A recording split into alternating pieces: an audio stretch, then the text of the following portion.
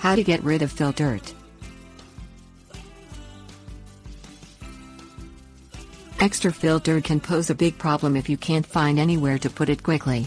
In just a couple of weeks, you'll begin to have problems with grass kill and erosion, and after that you may start to see your mound become a weed temple.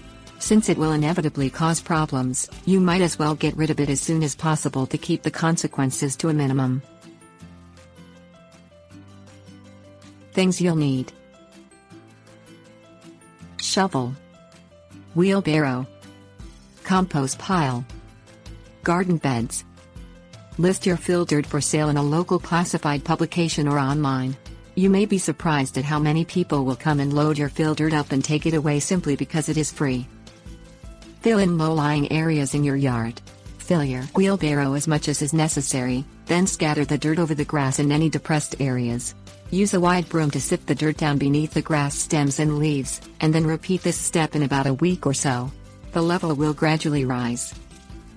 Mix portions of the filled dirt with kitchen scraps, leaves, and lawn cuttings to start a compost pile.